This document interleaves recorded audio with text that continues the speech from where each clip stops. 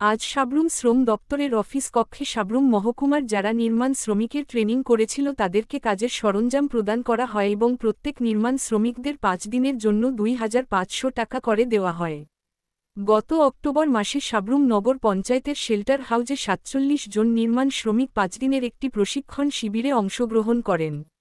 যারা যারা ওই প্রশিক্ষণ শিবিরে অংশগ্রহণ করেছিলেন তাদেরকে শ্রম দপ্তরের পক্ষ থেকে তাদের কাজের সরঞ্জাম প্রদান করা হয়, যেখানে ছিল একটি পাট্টা, একটি স্কেল এবং একটি ব্যাগ ভর্তি অন্য সামগ্রী।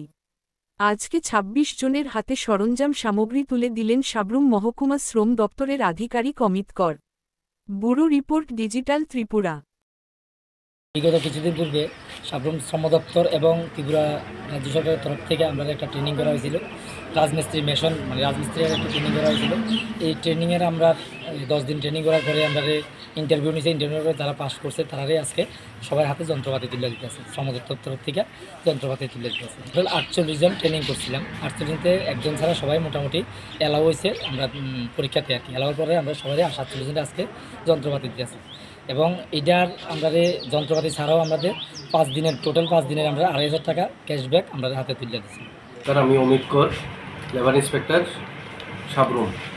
আজকে অ্যাকচুয়ালি যারা আমাদের এখানে রেজিস্টার্ড নির্মাণ শ্রমিক, তো নির্মাণ শ্রমিক কল্যাণ পর্ষদের উদ্যোগে তাদেরকে ট্রেনিংয়ের ব্যবস্থা করা হয়েছিল গত বছর অক্টোবর-নভেম্বর মাসে।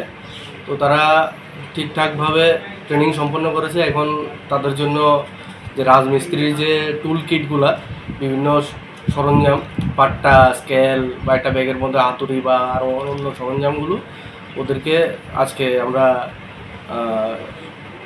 শ্রম দপ্তরের তরফ থেকে ওদেরকে প্রদান করা হয়েছে। তো ওরা টোটাল 47 জন ট্রেনিং করেছিল। তো আজকে মাত্র 26 জন এসেছে। 26 জন তাদের সরঞ্জাম নিয়েছে। আরও বাকি 21 জন রয়ে গেছে, এরা পরে এসে নিয়ে যাবে। ওদেরকে কি আর্থিকও দেওয়া হয়েছে? হ্যাঁ, আর্থিক দেওয়া হয়েছিল। ওই যখন ট্রেনিং করা হয়েছিল 5 দিনের একটা ট্রেনিং ছিল, তো প্রত্যেক দিন 500 টাকা হারে ওদেরকে স্টাইপেন্ড দেওয়া হয়েছে। 5 দিনের জন্য 2,500 টাকা।